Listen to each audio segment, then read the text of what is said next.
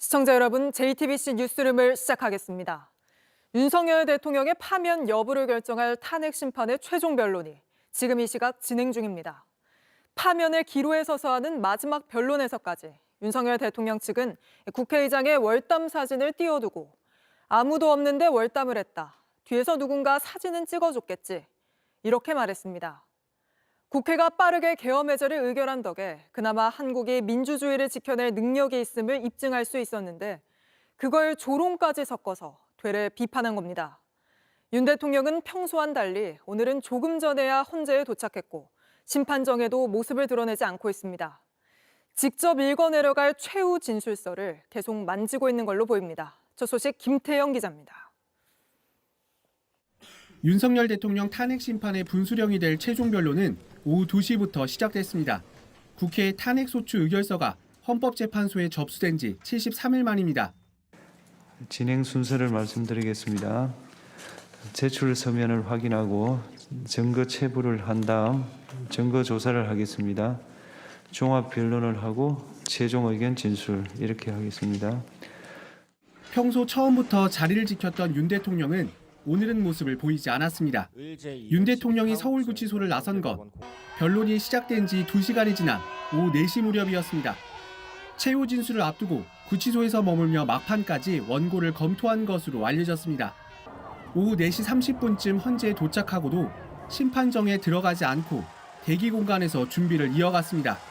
탄핵 심판 선고로 가는 마지막 길목인 만큼 오늘 최후 진술의 무게감을 의식한 것으로 보입니다.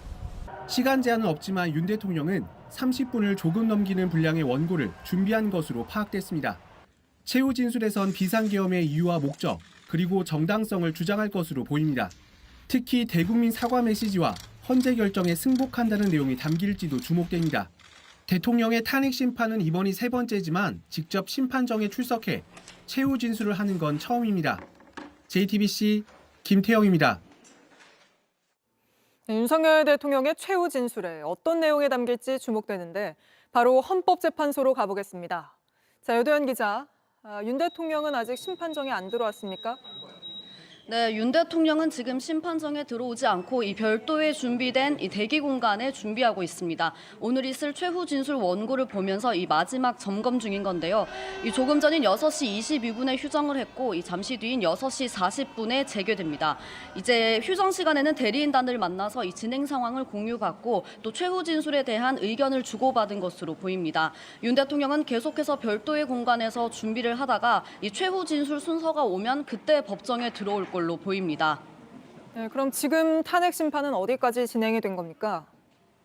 네, 오후 2시에 시작됐는데요. 이 1시간 동안 이 양측의 서증 조사가 진행됐습니다. 그 다음에는 국회 측과 윤 대통령 측이 각각 2시간 정도 종합 변론을 진행하고 있는데요.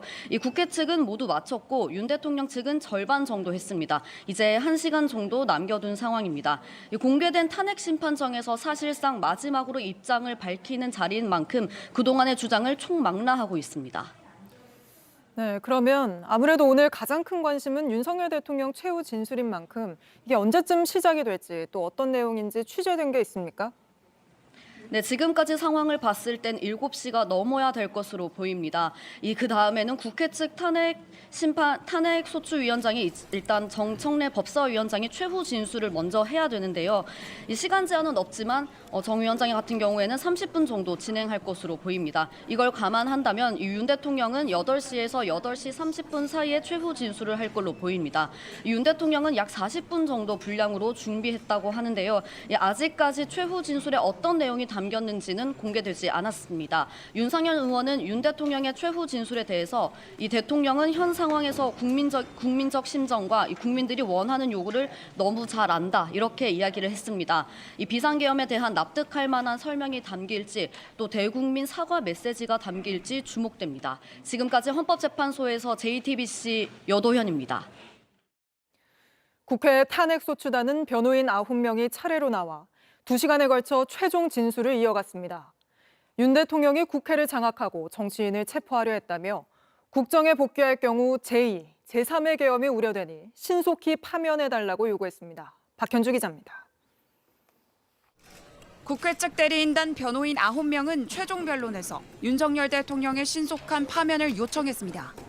윤 대통령이 계엄 포고령을 발령해 국회를 장악하고 정치인을 체포하려고 했다며 독재나 다름없는 행태라고 말했습니다. 국가를 사유화하고 대한민국 헌법 위에 군림하고자 하였습니다. 우리는 이것을 독재라고 부릅니다. 하지만 정작 윤 대통령 본인은 비상계엄이 왜 필요했는지 설명 못하고 있다고 했습니다. 여전히 피청구인으로부터 왜 그랬는지라는 질문에 대한 합리적인 답변을 듣지 못하고 있습니다. 도리어 국회의원 끌어내라는 지시가 있었다고 증언한 부하들을 거짓말쟁이로 몰아갔다고 했습니다. 그날의 진실을 고백하고 처벌을 감수한 군인들과 부하들을 거짓말쟁이로 몰고 윤 대통령이 막판까지 주장한 부정선거 음모론도 정면 비판했습니다. 법률가인 피청구인이 한 번만이라도 이 판결을 제대로 읽어보았다면 아마 가짜 투표지 주장이라는 것이 얼마나 근거 없는지 위헌 불법적인 계엄 선포로 인한 피해는 온전히 국민 몫이었다는 게 국회 측 설명입니다. 우리 대한민국 국민이 피와 목숨을 바쳐 지켜온 민주헌정 질서를 무참하게 짓밟았습니다. 이런 대통령의 국정 복귀가 혼란을 부추길 것이라 우려했습니다.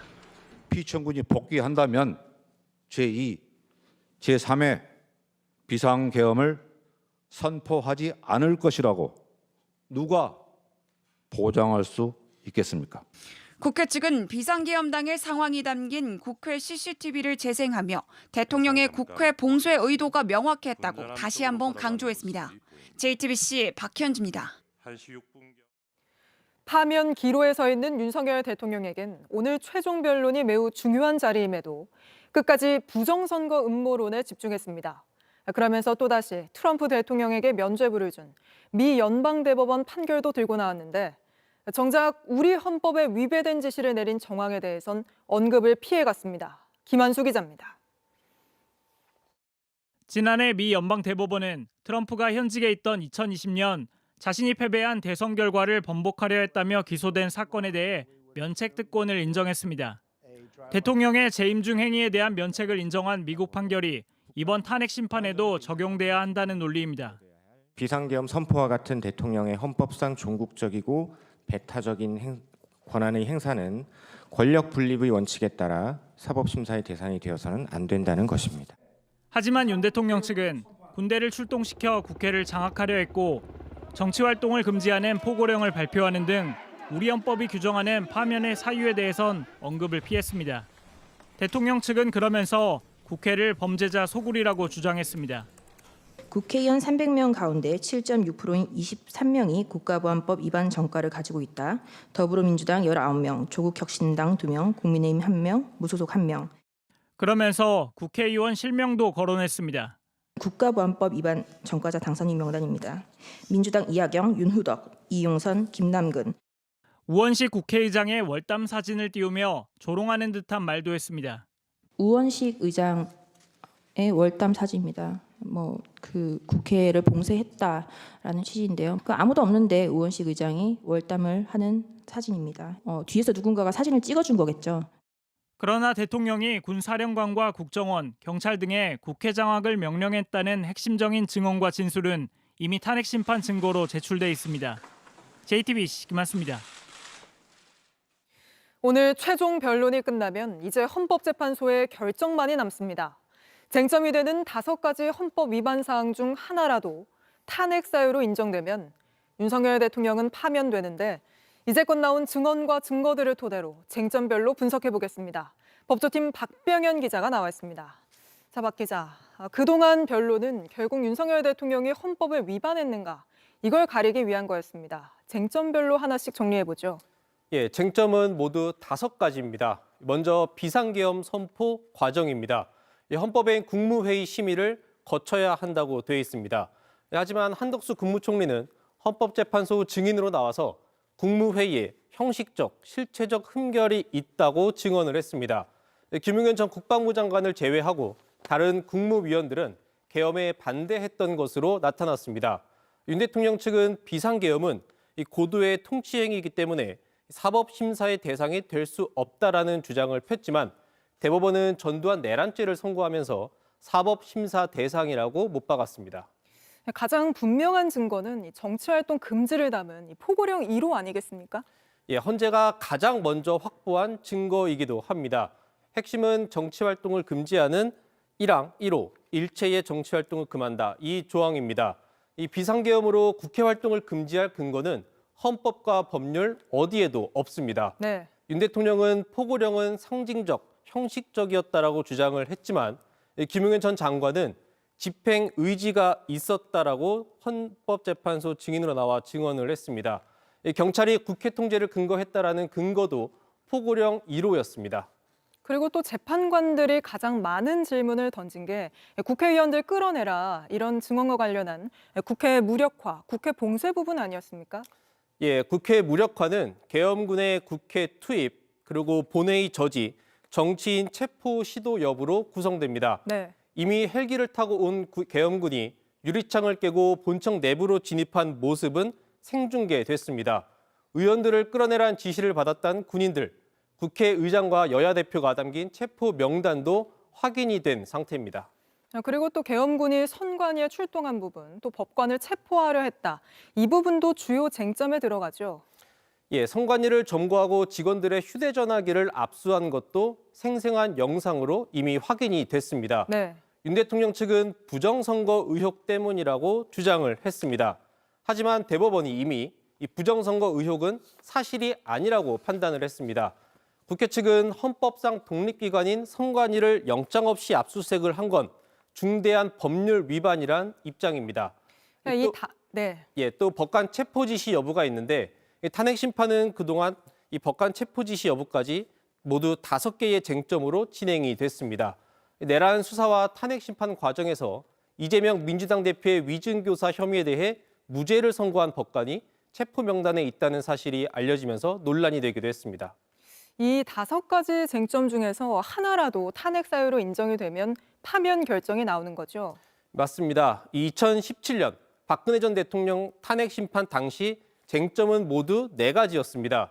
이 중 최서원 씨의 국정 개입 허용과 대통령 권한 남용, 이소추 사안만 유죄로 인정이 됐습니다. 당시 헌재는 용납할 수 없는 중대한 법 위배 행위라며 박 전 대통령을 파면했습니다. 윤 대통령의 경우에도 이 헌법상 중대한 법률 위반 행위가 하나라도 있다고 재판부가 판단을 하면 탄핵 인용이 될 수 있습니다. 알겠습니다. 박병현 기자와는 잠시 뒤에 또다시 이야기 나눠보도록 하겠습니다. 네, 오늘 최종 변론에는 국민의힘 의원 10여 명도 자리했습니다.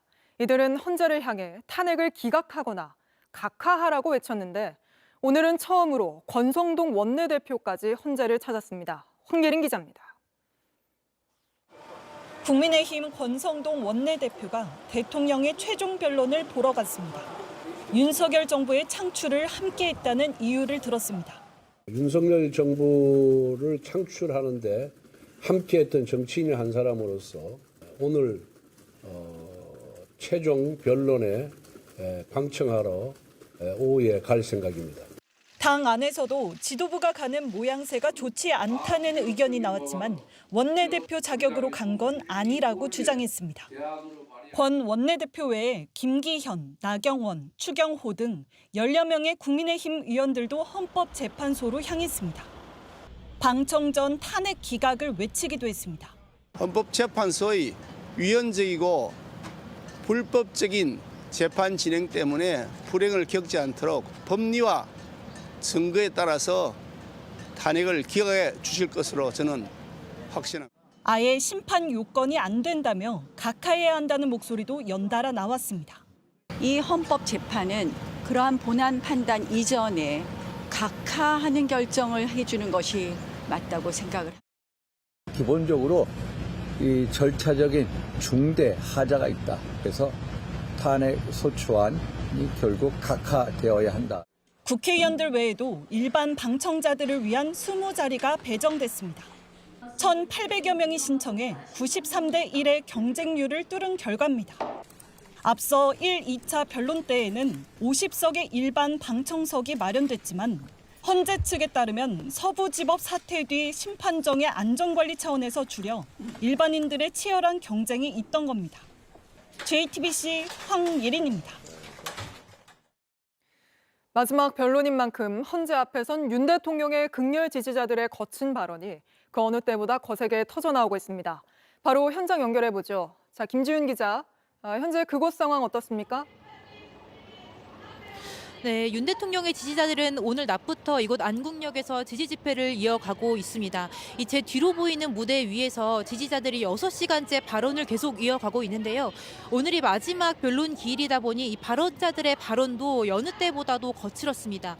특히 오늘을 끝으로 수기에 들어가는 헌법재판관들을 향한 욕설과 협박, 또 모욕적인 발언들이 계속 이어졌는데요.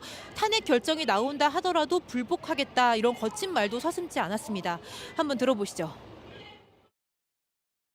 밤에 알아듣다면 우리 국민들은 무연배, 이미상, 전전민, 정계상 이 울사오적을 전부 국민혁명으로 국민 신바다에 세워 단두대로 즉결작결할 것이다. 그런데 헌재를 압박하려고 이번 주말에 또 총동원령이 내려졌다고요? 네, 맞습니다. 헌법재판소를 압박하기 위한 총동원령을 내린 겁니다. 이 전광훈 씨는 이번 주 토요일 1,000만 명이 모이면 헌법기관들을 모두 해산하겠다는 거친 선동도 서슴지 않고 하고 있습니다. 들어보시죠. 1,000만 명이 모이면 공수처 해산, 중앙선관위도 해산, 그리고 헌법재판소도 다 해산시켜야 돼. 그다음에 여러분이 제일 좋아하는 국회의원들 300명 완전히 다 해산시키고. 그런데 집회는 광화문과 여의도 이렇게 두 군데로 나뉘어서 진행됩니다. 소위 반전광훈파인 이른바 여의도파가 이번에도 전시와 별개로 집회를 열겠다고 한 겁니다. 탄핵 심판 선고를 앞두고 그 안에서도 세력 다툼이 이어지는 겁니까? 네, 맞습니다. 서로를 향해 프락치다, 사입이다, 돈을 벌기 위해 집회를 한다, 이렇게 손가락질을 하면서 분열이 계속되고 있는 모양새입니다. 전시는 이번에 광화문에 모이지 않는 지지자들은 종북 세력으로 보겠다, 이렇게 공격하기도 했습니다. 들어보시죠. 세이브 코리아는요, 이 광화문을 갈라치게 하려고 하는 거야. 3.1절에 광화문에 안 나오면 이거는 완전히 친북, 종북, 그다음에 또 친중 세력으로 볼 수밖에 없습니다. 네, 탄핵 심판이 막바지에 이를수록 이 탄핵 반대 집회를 주도하는 세력 간의 주도권 다툼은 계속되는 모양새입니다. 지금까지 헌법재판소 앞에서 JTBC 김지윤입니다. 윤석열 대통령 측은 오늘도 12.3 계엄령은 계몽령이라고 주장했습니다. 국민만 일깨우고 계엄을 짧게 끝내려 했다는 건데 여인영 전 사령관의 진술은 다릅니다. 지난해 11월 윤 대통령이 에이펙으로 출국을 앞둔 상황에서 비상대권을 써서 나라를 정상화시키면 주요 우방국들도 지지할 거라고 말했다는 겁니다. 먼저 유정화 기자의 단독 보도입니다. 에이펙 정상회의 참석차 출국을 닷새 앞둔 지난해 11월 9일 윤석열 대통령이 김용현 전 국방장관과 여인형, 곽종근, 이진우 전 사령관과의 저녁 자리에 합류해 계엄 실행에 대한 강한 의지를 드러낸 것으로 JTBC 취재 결과 파악됐습니다. 윤 대통령은 에이펙 순방을 다녀올 것이라면서 비상대권이라도 써서 나라를 정상화시키면 주요 우방국들도 지지할 것이라고 했다는 게 여인형 전 방첩사령관의 검찰 진술입니다. 여 전 사령관은 이 자리에서 소고기와 함께 소주와 맥주를 섞은 소맥을 많이 마셨고 다른 사령관들은 대통령에게 진급이나 수당 문제 같은 민원도 제기했다고 했습니다. 9일에는 대통령이 왔죠. 나중에 잠깐 들리셨죠. 제가 이제 검찰의 진술한 여부도 있지만 정확한 워딩은 형사재판에서 정확히 말씀드리겠습니다.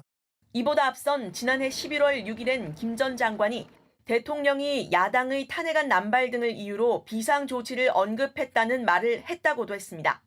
14일 에이펙 순방 출국 전에 비상조치, 즉 계엄을 검토했다는 겁니다. 당시 여 전 사령관은 계엄을 말리며 트럼프 취임 후 주변 정세를 살펴보실 필요가 있다는 의견을 냈고 이후 대통령도 그렇게 생각하시는 것 같다는 장관의 말을 들었다고 했습니다. 하지만 다음 날 대국민 담화에서 윤 대통령은 야당에 대한 강한 불만을 표출했고 이런 거를 막 남발하고 특검법을 국회에 오지 말라는 얘기다. 이거는 저도 예의를 지키고 야당도 예의를 지키고 이래야 되는 거지. 결국 약 한 달 뒤 윤 대통령은 비상계엄을 선포했습니다. JTBC 유정화입니다. 여인영 전 사령관은 윤석열 대통령이 비상계엄 이야기를 한 상황을 매우 구체적으로 진술하기도 했습니다. 지난해 여름 윤 대통령이 직접 간 오렌지 주스를 주며 비상조치권을 써야겠다고 말했고 그 이후로도 술을 마시며 이런 얘기를 했다고 진술했는데 계속해서 유선희 기자의 단독 보도입니다. 여인형 전 방첩사령관은 지난해 7, 8월 여름 어느 토요일 김용현 당시 경호처장과 함께 한남동 대통령 관저로 갔다고 검찰에 진술했습니다. 정보사 내부자료 유출 사건을 보고하는 자리였는데 윤석열 대통령이 직접 갈아놓은 오렌지 주스를 주면서 인물에 대한 품평회를 했다는 겁니다. 여 전 사령관은 헌법재판소에서 품평회라는 말이 부적절하다면서도 그런 말을 한 적은 있다고 인정했습니다. 검찰 조사 간에 여러 가지 대화가 있었지만 거기서 무슨 품평회다, 품평이다 그런 단어가 오간 것은 맞습니다. 여 전 사령관은 당시 윤 대통령이 품평회에서 언급한 사람들에 대해 현재 사법체계 하에서는 어떻게 할 수가 없다. 비상조치권을 써야겠다고 말했다고 진술했습니다. 그 사람들이 주로 정치인과 민주노총 관계자들이었다고도 했습니다. 에이펙을 닷새 앞둔 지난해 11월 9일 저녁엔 김용현 당시 국방부 장관 공관 모임에 윤 대통령이 중간에 합류했다면서 소고기를 먹고 소주와 맥주를 섞어서 많이 마셨다고 진술했습니다. 윤 대통령은 이때도 비상대권 얘기를 했습니다. 윤 대통령과의 술자리는 비상계엄 선포 사흘 전에도 있었습니다. 여 전 사령관은 지난해 11월 30일 김 전 장관이 계엄을 해야겠다고 해서 자신은 반대했다고 진술했습니다. 이후 대통령 관저로 갔는데 윤 대통령이 비상조치 얘기를 했고 맥주를 마셨다고 진술했습니다. 최소한 지난 여름부터 윤 대통령과 김 전 장관은 정치적 중립 의무가 있는 사령관들을 불러들여 적극적으로 정치 문제를 상의하고 비상계엄을 구체화해왔던 겁니다. JTBC 유선입니다. 윤 대통령 측은 오늘도 부정선거 주장을 반복했습니다. 특히 국정원이 선관위를 점검해 봤더니 보안이 취약했다는 걸 또 내세웠습니다. 그런데 JTBC 취재 결과 국정원은 지난해 총선 전에 선관위 보안 체계가 대부분 개선됐다고 결론 내렸고 이걸 윤 대통령에게도 보고한 걸로 파악됐습니다. 김필준 기자의 단독 보도입니다. 윤석열 대통령은 지난 2023년 10월 선관위의 보안 취약점들이 개선됐는지 알 수 없다고 주장해왔습니다. 지난 24년 4월 총선을 앞두고도 문제 있는 부분에 대한 개선을 요구했지만 제대로 개선되었는지는 알 수 없습니다. 그래서 저는 이번에 국방장관에게 선관위 전산 시스템을 점검하도록 지시한 것입니다. 하지만 JTBC 취재 결과 국정원은 지난 총선 직전 선관위 시스템이 95%가량 개선된 것으로 파악하고 보고서를 작성한 것으로 확인됐습니다. 지난해 1월과 3월 두 차례에 걸쳐 선관위의 보안 상황을 점검했고 합동 보안 컨설팅 이행 여부 점검 결과 통보라는 제목의 보고서를 선관위에 보냈습니다. 보고서 표지에는 국정원 로고가 들어있고 취약점 180여 개에 대한 개선 여부가 체크리스트 형식으로 담겼습니다. 국정원은 취약점 약 170개, 95%가량이 조치 완료됐다고 판단했습니다. 나머지 10여 개는 중장기 과제로 알려졌습니다. 선관위 관계자는 JTBC에 4월 총선을 앞두고 국정원과 보안 점검을 했고 국정원이 결과를 수십 페이지 보고서로 작성해 선관위에 알렸다고 설명했습니다. 그런데 윤 대통령도 같은 시기 국정원으로부터 관련 보고를 받은 것으로 확인됐습니다. 국정원이 국회 정보위에 보고한 바에 따르면 국정원은 보안 취약점의 개선 여부를 확인해 선관위에 공문으로 통보했고 대통령께도 2024년 3월 그 결과를 보고했다는 겁니다. 하지만 윤 대통령은 탄핵 심판에서도 부정선거 주장을 이어가고 있습니다. 2023년 10월 국정원의 선관위 전산 장비의 아주 극히 일부를 점검한 결과 문제가 많이 있었기 때문에 부정선거 자체를 색출하라는 것이 아니라 선관위의 전산 시스템을 전반적으로 스크린할 수 있으면 해봐라. JTBC 김필준입니다. 오늘 국회에선 오동훈 공수처장이 출석해 국민의힘 의원들과 공방을 벌였습니다. 국민의힘은 윤 대통령 체포영장을 놓고 영장 쇼핑 의혹을 거듭 제기했는데 오 처장은 체포영장엔 전혀 문제가 없다고 적극 반박했습니다. 최규진 기자입니다. 여당은 청문회 시작과 동시에 공수처가 부실 수사를 했다고 주장했습니다. 공수처가 윤 대통령 체포영장 발부를 위해 진보 성향의 판사를 선택했다며 이른바 영장 쇼핑 의혹을 다시 꺼낸 겁니다. 공수처가 전속적인 관할인 중앙지법을 두고 서부지법에 청구한 것 자체가 매우 이례적이고 그래서 영장 쇼핑이라는 말이 나온 것입니다. 그러자 오동훈 공수처장은 형사소송법에 따라 관할 법원에 청구한 만큼 적법한 절차이며 사실에 근거하지 않은 과도한 비난이라고 맞받아쳤습니다. 지금 정당하게 발부된 체포영장, 그다음에 또 정당하게 집행된 체포영장에 대해서 마땅치 않다는 이유만으로 그것이 불법이다라고 비난하는 것은 법치주의의根幹을 해치는 그러한 발언이라고 보고요. 야당은 사법부의 판단이 나온 이상 존중해야 한다며 공수처를 옹호했습니다. 오히려 비상계엄의 통로로 쓰인 비화폰 수사가 필요하다며 목소리를 높였습니다. 김용현 전 장관 등 핵심 피의자뿐 아니라 김건희 여사가 조태용 국정원장과 비화폰으로 연락을 주고받은 점도 도마 위에 올렸습니다. 김용현 전 장관이 사용하던 비화폰 지금 현재 봉인되어서 경호처에 보관되어 있는 거 맞죠? 네, 봉인되어 보관 중입니다. 그럼 수사기관이 이 폰을 입수하면 불법 내란 당일 주요 임무 종사자들 간에 대체 무슨 통화가 있었는지 바로 확인 가능한 것도 맞죠? 네. 다만 검찰은 별건 수사라며 말을 아꼈습니다. 비화폰 서버에 대한 수사는 내란죄에 대한 수사고 경호처 차장에 대한 수사는 공무집행 방해하고 전모를 밝히는 데 있어서 그게 필요한 거 아닙니까? 그거는 별건 수사지 않습니까? 명태균 씨가 연루된 공천개입 의혹 사건 관련해서도 야당은 윤 대통령과 김 여사를 서둘러 소환 조사해야 한다고 목소리를 높였습니다. JTBC 최규진입니다. 주말마다 광화문에선 전광훈 씨가 주도하는 극우 집회가 열립니다. 특히 많은 사람이 오가는 도심 한가운데를 독차지하고 한 주도 빠짐없이 집회를 이어가고 있는데 이게 가능한 이유가 있었습니다. 임지수 기자가 취재했습니다. 매주 열리는 광화문 탄핵 반대 집회 현장. 트럼프 대통령이 윤석열 대통령을 살려내겠다고 했어요. TV 중계로 전 미국 전역에 다 방송했다니까. 그리고 부정선거를 다 밝혀낸다고 했어요. 헌금 시간이 시작됩니다. 이제 설교 끝나면 헌금 오는 거예요. 헌금. 나도 1억 했다니까 1억. 신도들이 파란 봉투에 현금을 받고 대형 자루에 모은 뒤 차량 여러 대에 실어 어디론가 옮깁니다.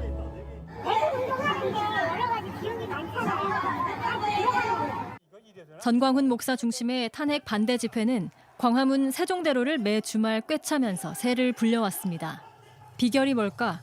취재진이 이들과 같은 시각, 같은 장소에 집회 신고를 해봤습니다. 집회 신고는 집회 30일 전 자정부터 관할 경찰서 민원실에서 선착순으로 이뤄집니다. 그런데 자정도 되기 전 신고에 실패했습니다. 지금 9월 6일 사업 주시거든요. 근데 원래 0시부터잖아요. 네, 내일 계속 계시거든요. 선신고 잡으시고. 집회 주최 측 사람들이 2시간마다 번갈아 365일 24시간 민원실 앞에 대기하면서 광화문 집회 장소를 1순위로 차지해온 겁니다. 근데 다른 사람 이름으로 좀 가져오시는 거예요? 위임장을 받으신 거예요? 경찰서 앞에 아예 천막을 설치해놓고 휴게실 삼아 민원실을 오가고 있었습니다. 그래요, 화장실을 가요. 2시간씩 하면서. 아, 2분씩 왔다 갔다. 네. 요거 천막을 허가 받으신 거예요? 저는 몰라요. JTBC 취재가 시작된 뒤 해당 부지 소유주 측에서 철거를 요구했고 지난주 2년 만에 천막이 사라졌습니다. 하지만 며칠 뒤 또다시 천막을 바로 앞으로 옮긴 뒤 집회에 쓸 천막이라며 집회 신고를 한 상황입니다. JTBC 임지수입니다. 김건희 여사가 2022년 국회의원 재보궐선거를 앞두고 명태균 씨와 통화하는 육성 녹취가 공개됐습니다. 여기서 김 여사는 김영선 전 의원의 공천에 대해서 잘 될 거다, 당선인이 전화에 그냥 밀라고 했다라고 말합니다. 먼저 윤정주 기자입니다. 김건희 여사와 명태균 씨의 통화는 2022년 5월 대통령 취임식 전날 윤 대통령과 명 씨가 통화한 뒤 이뤄졌습니다. 당선인 신분이었던 윤 대통령이 김영선 전 의원 공천에 대해 직접 언급해 논란이 됐던 바로 그 통화입니다. 김영선이 경선 때도 열심히 뛰었으니까 너는 김영선이 좀 해줘라 그랬는데 이게 말이 많네. 윤 대통령은 당에서 말이 많다면서도 윤상현 공관위원장에게 다시 이야기해 보겠다고 말하곤 전화를 끊었습니다. 그로부터 48분 뒤 김건희 여사가 명 씨에게 전화했습니다. 김 여사는 윤석열 대통령이 전화해 누군가를 밀라고 했다면서 당선인 이름은 팔지 말라 했다고 말합니다. 여보세요? 네네. 네, 당선인이 지금 전화를 했는데, 예. 하여튼 당선인 이름 팔지 말고 그냥 밀으라고 했어요. 지금 전화해서. 아, 예, 고맙습니다. 당연하죠. 당선인 이름을 팔지 말라고 했다는 건 공천 개입을 은폐하려 한 정황으로 볼 수 있습니다. 윤 대통령은 앞서 김 전 의원 공천에 개입한 적 없다고 부인했지만 누구를 공천을 주라 이런 얘기는 해본 적이 없습니다. 당선인 시절에는 그 뭐 공천 문제 가지고 뭐 할 정도로 저도 정말 시간적 여유도 없었습니다. 김 여사 입을 통해 정반대 정황이 드러난 겁니다. 김 여사는 특히 일부 친윤 의원들의 반대를 언급하면서도 잘 될 것이라며 명 씨를 안심시킵니다. 권성동하고 윤한영이가 반대하더만 보니까, 그렇죠? 하여튼 너무 걱정하지 마세요. 잘 될 거예요. 실제로 이 통화 다음 날 김 전 의원은 경남 창원 의창에 공천받았습니다. 검찰은 공개된 통화 녹취를 토대로 대통령 부부가 당내 반대에도 불구하고 명 씨 부탁을 받아 김 전 의원 공천에 개입한 건 아닌지 확인하고 있습니다. JTBC 윤정주입니다. 김건희 여사와 명태균 씨의 통화 녹취에는 윤 대통령으로 추정되는 목소리도 담겨 있습니다. 그리고 이 통화 직전엔 윤 대통령과 명 씨의 통화가 이뤄졌습니다. 대통령 부부가 공천 관련 정보를 공유하고 명 씨와 번갈아가며 통화한 게 아니냐는 지적입니다. 이어서 연지환 기자입니다. 김건희 여사와 명태균 씨 통화 당시 처음부터 곧바로 대화가 시작되진 않았습니다. 통화 연결 직후 김 여사는 한동안 말을 하지 않고 다른 누군가의 말을 듣고 있는 것처럼 반응합니다. 이때 전화기 너머로 한 남성의 목소리가 들립니다. 아, 예, 사모님.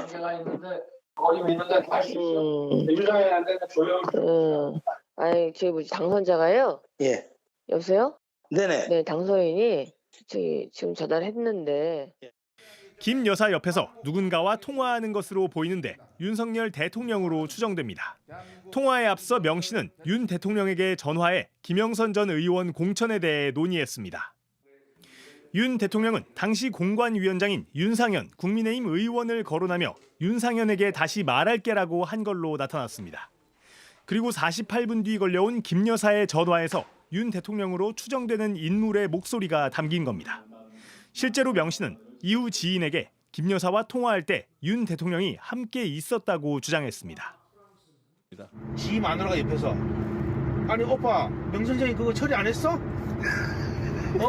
명 선생님이 이렇게 아침에 이래 놀라셔가지고 전화 오게끔 만든 이게 오빠 대통령으로 자격 있는 거야? 윤 대통령이 자신과 통화해서 김 전 의원 공천을 처리하겠다고 말한 뒤 김 여사의 전화가 왔다고도 했습니다. 내가 평생 이래 있지 않겠습니다. 알았어, 내가 지금 했지? 지 마누라한테 그 말이야. 마누라가 딱 옆에서 그리고 바로 끊자마자 마누라 전화 왔어. 이후 국민의힘 공관위는 김영선 전 의원 공천을 놓고 투표를 진행했고 다른 후보들과 경선 없이 김 전 의원을 단수 공천했습니다. JTBC 연지환입니다. 최상병 순직 사건의 핵심 인물인 임성근 전 해병대 1사단장이 오늘 전역했습니다. 임 전 사단장은 아직 수사 중이란 이유로 사건 이후 1년 7개월 동안 어떤 징계도 처벌도 받지 않았고 무사 전역까지 하게 됐습니다. 조보경 기자입니다. 최상병 순직 사건과 수사 외압 의혹의 핵심 인물인 임성근 전 해병대 1사단장이 오늘 전역했습니다. 최상병이 순직한 지 1년 7개월이 지났지만 임 전 사단장은 현재까지 군의 징계 처분도 형사처벌도 받지 않았습니다. 징계 절차 진행 여부 결정을 위해서 관련 기관에 그 자료를 요청했는데 현재 수사가 진행 중이어서 회신받지 못했습니다.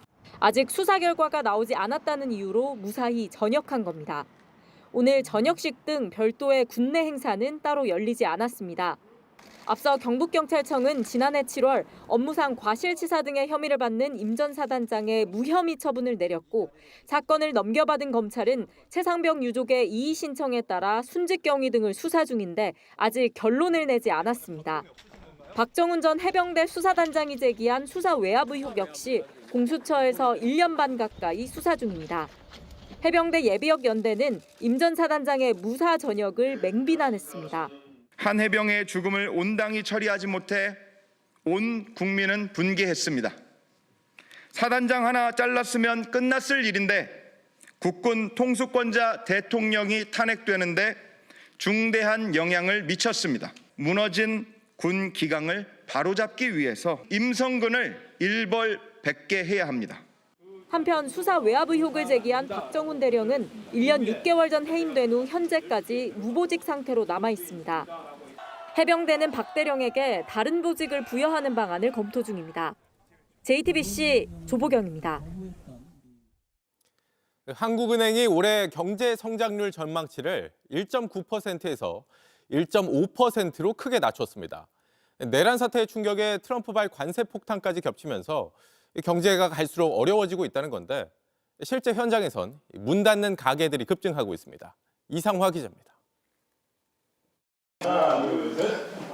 매장을 태웠던 테이블과 집기들이 하나씩 빠져나갑니다. 2년간 운영한 한 파티룸의 철거 현장입니다. 코로나 끝나고 저도 이걸 시작을 했었거든요. 그때는 약간 여기 분위기가 상가 주변도 뭐가 막 활성화되는 분위기가 있었어요. 나중에 한 1년 지나고 작년 말 전부터는 이게 상가들도 빠지고 그리고 다 주변에서 어렵다고. 폐업을 해도 새로 입점하는 가게는 없습니다. 요즘엔 진짜 경기가 안 좋아진 걸 체감하는 게 다음 세입자가 없는 철거가 부쩍 늘었습니다. 공실이어가지고 아예 완전 철거를 하는 게 많이 늘었습니다. 오늘 한국은행이 올해 경제 성장률 전망치를 1.9에서 1.5%로 대폭 내린 것도 철거 업체만 바빠진 우리 경제 단면과 무관치 않습니다. 1년 3개월 전 최초 발표한 숫자와 비교하면 1%포인트 가까이 추락한 겁니다. 1월에는 비상계엄 사태 등 국내 상황이 중요한 요인이었다면 이번 전망에서는 트럼프 대통령 취임 이후 미국 관세 정책 등의 불확실성이 더 커졌기 때문입니다. 그 영향에 한은금융통화위원 6명은 만장일치로 기준금리를 2.75%로 0.25%포인트 내리기로 했습니다. 기준금리가 2%대로 내린 건 2년 4개월 만입니다. 추가 인하도 시사했습니다. 계속 말씀드린다면 지금 수준보다 저희가 금리 인하기에 있다고 말씀드렸습니다. 인하기에 있는데 얼마나 빨리 인하할지 얼마 인하할지는 저희들이 보고 판단하겠다고 말씀드립니다. 다만 더 벌어진 한미 금리 차가 안 그래도 높은 환율과 물가를 다시 자극할 수 있다는 점은 부담입니다. 이창용 한은 총재는 오늘도 금리 인하만으로 경기를 해결할 수 없다며 적정 규모의 추경 등 재정 정책의 공조를 강조했습니다. JTBC 이상화입니다. 오늘 오전 서울 세종고속도로 공사 현장에서 구조물이 무너지면서 4명이 숨지고 6명이 다치는 사고가 났습니다. 목격자들은 폭탄 터지는 것 같은 소리에 전쟁이 난 줄 알았다고 전했습니다. 먼저 김산 기자입니다. 100m 교각 위 구조물이 엿가락처럼 휘고 흔들립니다. 이내 땅바닥으로 흘러내리듯 폭삭 주저앉고 자욱한 먼지가 솟구칩니다. 오늘 오전 9시 50분쯤 충남 천안과 경기 안성을 잇는 서울 세종고속도로 공사 현장에서 교각 위 상판이 무너지는 사고가 났습니다. 이 사고로 작업자 4명이 숨지고 6명이 병원에서 치료를 받고 있습니다. 사고를 목격한 주민들은 마치 전쟁터를 방불케 했다고 말했습니다. 뭐가 쾅 해가지고 전쟁이 일어나는 줄 알았어. 폭탄 터졌는 줄 알았다. 이렇게 보니까 연기가 자욱하게 올라가는 게 연기가 아니고 먼지였어. 저게 한꺼번에 탁 떨어지니까 땅이 울리는 것보다 집이 울렸지 뭐. 우리는 집이 흔들려서. 구조물이 떨어진 지점은 주민들이 자주 오가던 길이었습니다. 오다 보니까 이 사람들 돌아가면 그 사람들이 제가 싫은 원래 자주 걸어 다니시는 길이에요? 네, 사람도 다니고 차도 다니고. 얼마나 놀랐는지 몰라. 울었어 나는. 우리 밥 먹으면서 그 사람이 왔다 갔다 하는 거 봤거든요. 저 사람들 어떻게 해. 소방당국은 다리 위에서 작업을 하던 사상자들이 붕괴와 동시에 추락한 것으로 보고 있습니다. 경찰과 정부당국은 사고 원인을 조사하고 중대재해처벌법 위반 여부도 확인할 방침입니다. JTBC 김산입니다. 네, 보신 것처럼 산과 도로를 연결하기 위해서 공사 중이던 다리, 교각 구조물이 통째로 무너져 내렸습니다. 전문가들은 구조물을 지탱하는 장비에 문제가 생기면서 사고가 났을 가능성이 있다고 분석합니다. 이어서 배승주 기자입니다. 무너진 교각에 파란색 구조물이 보입니다. 상판을 거치하는 데 쓰이는 크레인 장비 런처입니다. 전문가들은 이 장비가 사고 원인이라고 지목했습니다. 사고 직전 영상을 보면 런처가 조금 움직이면서 균형을 잃습니다. 이어 런처가 먼저 쓰러지고 아래에 있던 상판을 덮치면서 와르르 무너집니다.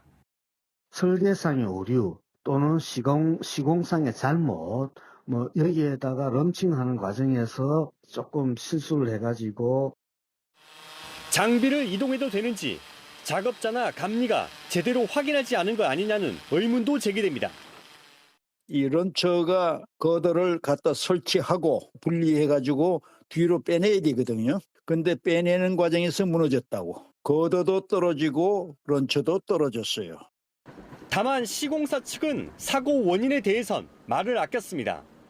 그 기계를 움직이는 작업자도 계시고 위에 상부에서 근데 이제 그분들이 이제 조작 미스였는지 그거는 아직 모르기 때문에 전문가들은 이번 사고를 계기로 높은 곳에 세워지는 고공 교량에 대한 안전 점검을 강화해야 한다고 조언했습니다.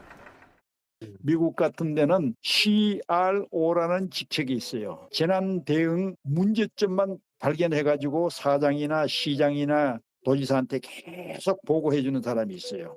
그런 전문직이 우리나라에서도 나와야 돼요. JTBC 배승주입니다. 최근 어선이 뒤집히거나 침몰하는 사고가 잇따르면서 이달에만 26명이 숨지거나 실종됐습니다. 바다가 갈수록 사나워지고 있는 탓인데 어선 사고도 늘고 있어 이것 역시 이상기후 때문이란 분석입니다. 박상욱 기자가 현장 취재했습니다. 전남 거문도 인근 해상. 어선이 뒤집혀 해양경찰이 긴급 구조에 나섰습니다. 조심! 올라! 하지만 승선원 5명은 여전히 생사를 알 수 없는 상태입니다. 이달 들어 선박 사고로 숨지거나 실종된 이들만 26명인 것으로 나타났습니다. 2023년 한 해 전체 인명 피해의 4분의 1이 넘습니다. 사나워진 바다 탓에 어민들의 걱정이 큽니다. 아이고 원래처럼 이렇게 세 보기는 처음이에요.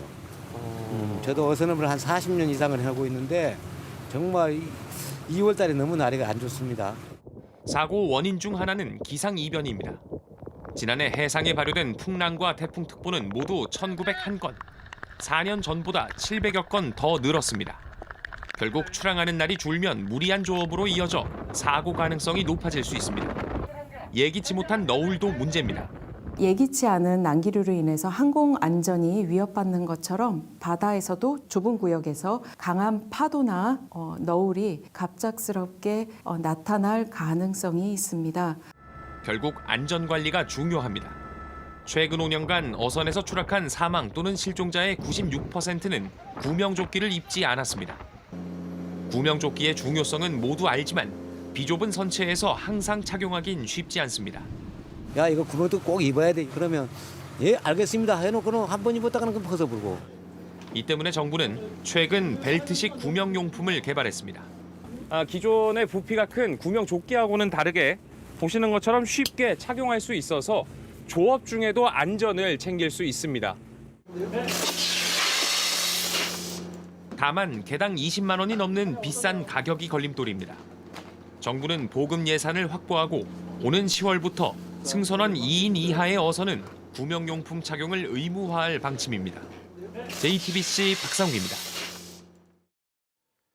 네, 미국이 러시아와 일방적으로 우크라이나 종전 협상을 벌이고 있다며 유럽 주요국들이 불만을 터뜨리고 있습니다.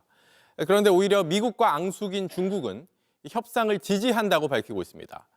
미국, 중국, 러시아 패권 국가들이 한 목소리를 내고 있는 협상 상황, 워싱턴 정강현 특파원이 전합니다.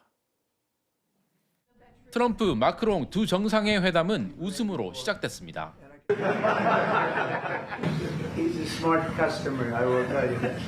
그러나 화제가 종전으로 전환되자 분위기가 급변했습니다. 트럼프 대통령이 답변하는 도중에 마크롱 대통령이 사실이 아니라며 말을 끊기도 했습니다. Europe is loaning the money to Ukraine. They get their money back.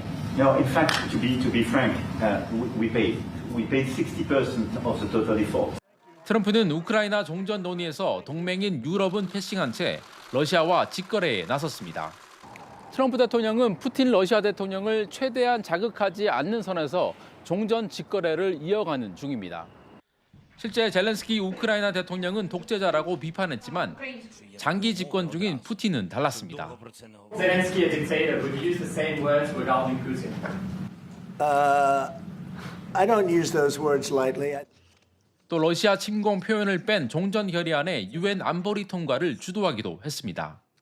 이런 가운데 푸틴은 시진핑 중국 국가주석에게 전화를 걸어 미국과의 종전 협의 내용을 설명했고 지지를 끌어낸 것으로 파악됐습니다.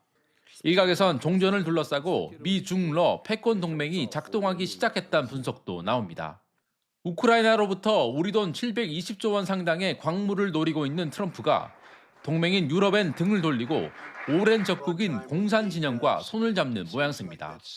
강대국의 압박 속에 우크라이나의 백기 투항은 초읽기에 들어갔습니다. I will be meeting with President Zelensky. In fact, he may come in this week or next week to sign the agreement. 워싱턴에서 JTBC 정강현입니다.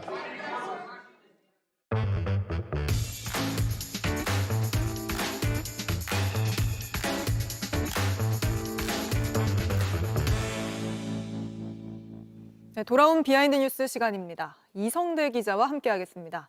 자, 이 기자 바로 볼까요? 네, 첫 번째 이슈 보겠습니다. 자, 비상사태입니다. 최악.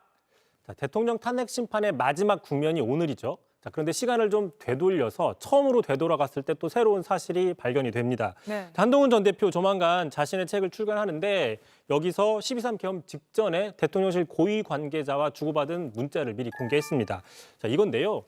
한 전 대표가 당시에 무슨 상황이냐라고 물어봤더니 대통령실 고위 관계자가 비상사태입니다. U자 우는 표시요. 자, 구체적으로 좀 얘기해달라 그랬더니 최악이다라고 대답을 한 겁니다. 자, 비상사태다, 최악이다.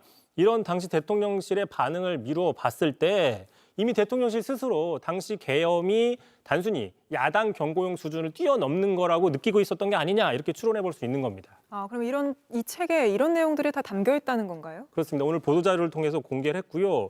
또한 한 전 대표는 당시 계엄 직후부터 대표직에서 물러날 때까지 약 2주간의 과정에 대해서 디테일하게 역사 다큐처럼 서술했다고 공개를 했습니다. 네. 또한 특히 아쉬웠던 장면들, 자 그때 당시 돌아가면 이렇게 했을 텐데라는 부분들에 대해서도 성찰을 담았다라고 설명을 하고 있는데 물론 책을 봐야 되겠습니다만 정치권에서는 그 성찰을 하게 된다면 가장 먼저 해야 될 지점이 바로 이거죠. 한덕수 네. 한동훈 국정 공동 운영 체제 구상에 대한 지적이 나오고 있습니다. 자 다시 시간을 좀 되돌려 보면요, 당시에 두 사람이 수습책으로서 대통령 대신에 국정을 공동 운영하겠다 전격 발표했는데 후폭풍이 컸었죠.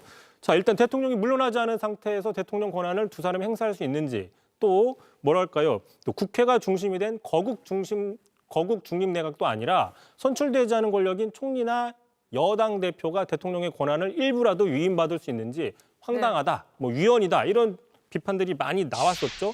자, 심지어 보시는 것처럼 이 한한 체제에 대해서 미국에서도 과연 헌법에 부합하느냐라고 공개적으로 이의를 제기한 적이 있었습니다. 네, 당시에 뭐 여당 안에서도 뭐 친윤계 중심으로 굉장히 비판이 나왔던 게 기억이 납니다. 그러니까 이렇게 된다고 하면 여당 국민의힘의 의원총회가 국무회의격이 된다. 이거 상당히 위헌적인 발상이죠. 결국엔 실패가 됐는데 또 말 나온 김에 당시 한동훈 대표에 대한 그 에피소드 하나가 또 최근 공개가 됐습니다. 이준석 대표가 얘기를 했는데요. 당시 이제 계엄 해제 표결이 끝난 다음에 자기가 본회의장에 들어갔더니 김재숙 의원한테 물어봤더니 망했다 이렇게 얘기를 했다는 겁니다. 망연자실해서. 하지만 한동훈 전 대표는 좀 즐거운 표정, 마치 최악의 비상사태를 맞이하지 않은 듯한 표정을 지었다. 이렇게 증언을 하고 있는데 직접 들어보시죠. 저를 보자마자 그러니까 옆에 의원들은 이 현실이 우리 당 망했구나라고 받아들이고 있는데 계엄을 막았다는 안도감 때문에 기분이 좋았던 건지 뭔지 모르겠으나 조금 이색적이었다. 제가 봤을 때는. 윤석열이라는 자기 입장에서는 괴물이 쓰러졌다라는 거에 굉장히 오히려 네, 이준석 의원도 뭐 최근 다큐멘터리 영화가 나온 것 같던데 뭐 이런 장면들이 연출되는 거 보면 여권 안에서도 조기 대선 국면이 들어가는 것 같습니다. 바로 다음 키워드도 볼까요?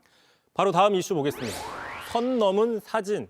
자, 국회에서는 오늘 사진 2장 때문에 여야 공방이 있었습니다. 자, 먼저 보시면요. 국민의힘 측에서 올린 사진인데 지난 주말 탄핵 찬성 집회에 나갔던 민주당 김병주 의원이 한 지지자와 사진을 찍었는데 보시는 것처럼 어떤 그 모형 칼입니다. 모형 칼에 저런 문구를 써서 찍었기 때문에 논란이 됐습니다. 오늘 이에 대해서 국민의힘 측에서 항의를 했더니 김병주 의원도 저 문구를 몰랐다라고 일단 사과했습니다. 네. 들어보시죠.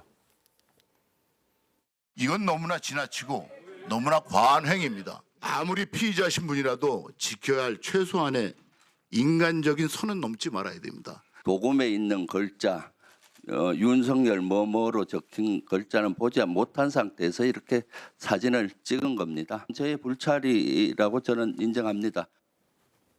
네, 근데 여당에서도 뭐 비슷한 논란이 일었다면서요? 그렇습니다. 또 정작 여당에서 또 만만치 않다 이런 지적이 나오고 있는데 자, 어제 있습니다. 국민의힘 공식 페이스북 계정에 올린 사진인데 뭐 내용은 비판이지만 저 사진을 보시면 흔히 그 서양에서 동양 사람들을 네. 비하한다거나 뭐 프리미어리그에서 동양 선수 비하할 때 많이 쓰는 저런 이른바 눈 찢는 표정의 사진을 게시한 겁니다. 자, 온라인 커뮤니티도 아닌 공식 정당의 공식 계정에서 이런 사진을 올리는 게 도를 넘은 게 아니냐라는 비난이 지금 나오고 있고요. 제가 이 자리 들어오기 직전까지도 확인했는데 계속 게재가 돼 있는 상황입니다. 알겠습니다. 오늘은 여기까지 들어보겠습니다. 이성대 기자였습니다. 네, 지금 이 시각에도 계속 진행되고 있는 윤석열 대통령 탄핵 심판 최종 변론 소식으로 이어가겠습니다. 마지막까지도 윤 대통령 측은 부정선거론 등을 앞세우며 계엄의 정당성을 강조하고 있습니다. 윤 대통령의 최후 진술은 이와 얼마나 다를지 주목되고 있는데 국민들을 향한 사과와 탄핵 심판 결과에 승복하겠다는 메시지가 담길지가 관건입니다. 강희연 기자입니다. 윤석열 대통령은 최후 변론에서 비상계엄 선포의 정당성을 강변하는 데 상당 부분 할애할 걸로 보입니다. 관건은 진정성 있는 대국민 사과를 하느냐입니다. 여당에서조차 윤 대통령이 사과해야 한다는 목소리가 나왔습니다. 비상계엄 선포로 인해서 국민들에게 커다란 불평과 전국의 불안정을 가져다 준 점에 대해서 진솔한 그런 대국민 사과 내지 진솔한 심정이 들어가야 될 것이고. 윤 대통령은 그간 헌재 탄핵 심판 과정에서 계엄의 위헌성을 반박하고 부하들의 증언을 부인하는 데 집중했습니다. 그러면서 일부 강성 지지층의 결집을 호소해왔습니다. 오늘도 윤 대통령은 거대 야당 횡포, 부정선거, 하이브리드전 등을 앞세워 계엄을 할 수밖에 없었던 주장을 펼칠 걸로 보입니다. 하지만 이번 최후 변론에선 윤 대통령이 통합의 메시지를 내야 한다는 요구가 큽니다. 시대 정신에 맞게끔 통합의 메시지를 하나 내줬으면 좋겠다. 헌법재판소의 결정이 어떻든 윤 대통령이 승복하겠다는 입장을 직접 밝혀야 한다는 겁니다. 헌법재판소의 결정이든지 가장 중요한 것은 국민들이 승복하시고 분열되지 않는 것. 대통령께서 여기에 대해서 좀 힘을 모아달라는 메시지를 내놓으시지 않을까. 윤 대통령이 최후 변론에서도 탄핵의 부당함만 강조한다면 헌재 결정에 불복한다는 메시지로 읽힐 수 있고 끝까지 무책임하다는 지적을 피하기 어려울 거란 우려가 나옵니다. JTBC 강희연입니다. 지금 이 시각 헌재에서는 윤석열 대통령 측의 최종 변론이 이어지고 있습니다. 윤 대통령 측은 계엄령이 아닌 계몽령이라고 주장하면서 변호인이 저는 계몽됐다 이런 말까지 했고 중국이 우리 선거에 막대한 영향을 끼쳤다면서 끝까지 부정선거 음모론을 띄우기도 했습니다. 이자연 기자입니다. 윤석열 대통령 대리인단 측 김계리 변호사는 최종 변론에서 계엄 직후 나온 대통령 담화를 보고 깨우쳤다고 주장했습니다. 담화문을 찬찬히 읽어보았습니다. 제가 임신과 출산과 육아를 하느라 몰랐던 민주당이 저지른 폐악을 일당 독재 파쇼 행위를 확인하고 아이와 함께하려고 비워둔 시간을 나누어 이 사건에 뛰어들게 되었습니다. 저는 계몽되었습니다.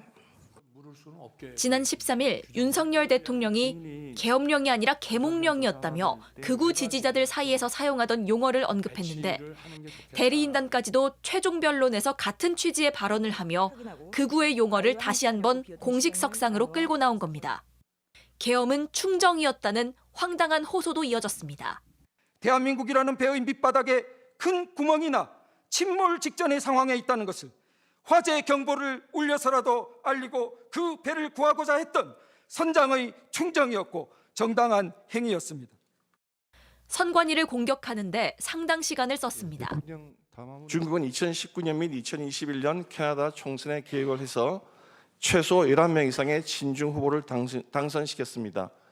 이미 법원이 문제없다 판단한 인장이 뭉개진 투표지, 이른바 일장기 투표지 사진도 다시 등장했습니다. 부정선거 음모론에서 한 발 더 나간 주장도 되풀이됐습니다. 지금 중국이 세계 여러 나라에서 펼치고 있는 이러한 하이브리드전의 정치적 영향력 공작을 살펴보면 그들이 한국에서도 어떠한 일을 하고 있으리라는 것을 예상할 수 있으므로 중국은 하이브리드전을 펼치고 간첩들은 윤석열 대통령을 공격했다는 겁니다. 대통령 측 변호인단이 준비해와 공개한 PPT 자료 250쪽 중 166쪽이 계엄을 할 수밖에 없었다는 논리를 되풀이하는 데 할애됐습니다. JTBC 이자연입니다. 73일에 걸친 변론이 오늘로 마무리되면 이제 남은 건 최종 선고뿐입니다. 노무현, 박근혜 두 전직 대통령의 경우 최종 변론 이후 선고까지 2주를 넘기지 않았던 만큼 윤 대통령의 파면 여부도 다음 달 중순엔 나올 걸로 보입니다. 이은진 기자입니다. 73일에 걸친 변론 절차가 오늘을 끝으로 마무리됩니다. 헌법재판관들은 이제 의견을 나누는 평의 단계에 들어섭니다. 이후엔 최종 선고만이 남습니다. 이전 대통령들 사례를 보면 마지막 변론부터 최종 선고까지 2주를 넘기지 않았습니다. 박근혜 전 대통령은 변론이 끝나고 11일 만에 파면이 결정됐고 이에 재판관 전원의 일치된 의견으로 주문을 선고합니다. 주문, 피청구인 대통령 박근혜를 파면한다. 고 노무현 전 대통령의 경우엔 14일이 걸렸습니다. 전문가들은 윤 대통령도 비슷하거나 혹은 더 짧게 걸릴 거로 내다봤습니다. 사안이 복잡한 것도 아니고 그래서 평의에 걸리는 시간이 그렇게 오래 걸리지는 않을 것 같아요. 대통령 탄핵은 되도록 빨리 결정함으로써 이 헌정 질서를 바로잡는 그런 조치가 필요한 것이죠. 선고 날짜도 직전에 확정될 가능성이 큽니다. 박 전 대통령은 선고 이틀 전에, 노 전 대통령은 사흘 전에 일자가 공지됐습니다. 보통 재판관들 사이 의견 합치를 마친 뒤 정해집니다. 움직일 수 없을 정도로 이제 확고하게 의견이 이제 이렇게 확인이 되면 이제 그때서야 이제 선고기일을 아마 지정하고. 지금까지 시간표대로면 다음 달 중순엔 윤 대통령의 파면 여부를 알 수 있게 됩니다. JTBC 이은진입니다. 네, 윤석열 대통령의 탄핵 심판 최종 변론은 현재도 진행 중입니다. 아직 윤 대통령의 최후 진술은 나오지 않고 있는 상황인데 현재까지 나온 상황을 법조팀 박병현 기자와 정리해 보겠습니다. 자, 박 기자. 지금도 윤 대통령 쪽 대리인단의 최종 변론이 이어지고 있는 거죠. 어떤 내용들이 나오고 있습니까? 일단 계엄이 허술하게 이루어졌다는 점을 강조를 하면서 당시 국무위원들의 동의를 얻지 못했다라는 것을 사실상 인정하는 취지의 발언을 했습니다. 직접 들어보겠습니다. 12월 3일 밤 국무총리, 국무위원들은 정무적 부담, 경제 외교에 미칠 영향을 우려하고 걱정하고 반대하고 또 일부는 침묵했습니다. 하지만 그 누구도 다른 해법으로 대통령을 설득하지 못했습니다. 네, 정말 사실상 인정하는 취지의 발언을 했군요. 또 앞서 증거조사에서도 색깔론이 나왔는데 대리인단 변론 때는 더 노골적으로 나왔다고요? 예, 대놓고 간첩이라는 표현이 등장했습니다. 네. 그러니까 간첩들이 윤석열 대통령을 공격해 왔다는 건데 이것도 직접 들어보겠습니다. 간첩들은 대선 후보 시절부터 윤석열 놈에게 공격의 화살을 집중하라고 하였습니다. 또한 공정, 기회, 새로운 변화로 청년들이 보수화되는 것을 막고 하지만 명확한 근거 제시는 없었습니다. 네, 명확한 근거 제시도 없이 간첩들이라고 이렇게 일방적으로 이야기를 했군요. 네, 그런가 하면 또 비상계엄의 배경으로 중국을 지목하는 주장도 이어졌죠. 예, 또다시 하이브리드 전쟁을 언급하면서 중국을 겨냥했습니다. 중국의 시진핑은 2017년 트럼프 대통령을 만나서 한국은 과거 중국의 일부였다라고 하는 인식을 표명한 바가 있습니다. 그만큼 한국에 대해서 영향력을 행사하려고 하는 그 마음이 크다고 하는 것을 우리가 쉽게 알 수가 있습니다. 예, 또 부정선거 음모론을 주장하면서 우리나라 중앙선관위가 친중 성향을 갖고 있다라는 주장을 하기도 했습니다. 지금 우리나라의 중앙선거관리위원회가 친중 성향을 노골적으로 드러내고 있는 상황에 있습니다. 네, 사실 오늘이 마지막 변론이기 때문에 윤석열 대통령 쪽에서는 굉장히 중요한 자리인데 끝까지 음모론 이야기가 나오고 있었군요. 또 비상계엄으로 굉장히 많은 국민들이 불안에 떨었습니다. 그런데 되레 이게 대한민국을 구하려는 윤석열 대통령의 충정이었다. 이런 주장도 나왔습니까? 맞습니다. 이 부분도 먼저 직접 들어보겠습니다.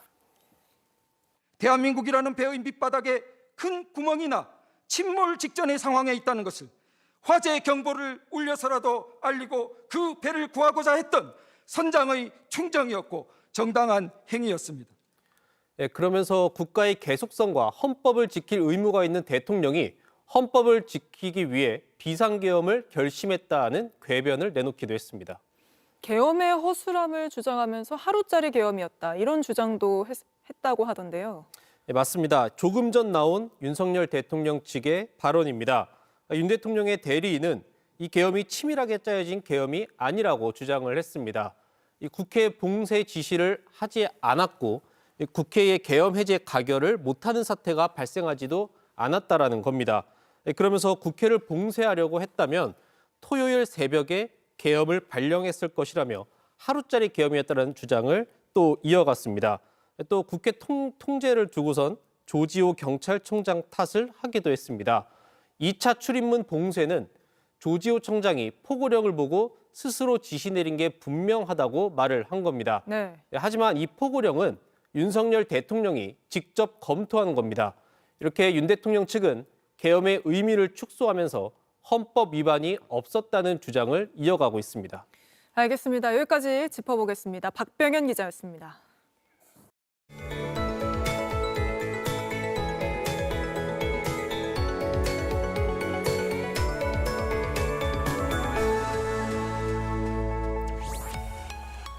봄이 더 늦어지는 거 아닌가 했지만 다행히 추위가 점점 약해지고 있습니다. 내일도 오늘과 비슷한 기온을 보이겠고요. 모레부터는 10도를 넘어서면서 3일절 연휴에도 포근한 봄 기운을 느낄 수 있겠습니다. 하지만 여전히 일부 서쪽 지역을 제외한 대부분 지역에 건조주의보와 경보가 발효 중인데요. 오늘 밤사이 강원 영서에 비나 눈이 조금 내리겠지만 양이 워낙 적어서 건조함을 해소시켜주진 못하겠습니다. 특히 강원 영동에는 바람도 강하게 부는 만큼 화재 예방에 더욱 신경 쓰여야겠습니다. 한편 북서풍을 타고 차츰 황사가 유입되고 있는데요. 중부와 전북은 새벽부터 오전 사이, 남부지방은 오후 한때 공기가 탁해질 수 있겠습니다. 아침에는 서울 영하 2도, 대구는 0도로 출발하겠습니다. 낮 기온은 서울이 7도, 남부지방은 10도 안팎까지 오르겠습니다. 일요일에는 전국 대부분 지역에 비 소식이 있겠습니다. 날씨였습니다. 뉴스룸 저희가 준비한 소식은 여기까지입니다. 시청해주신 여러분 고맙습니다.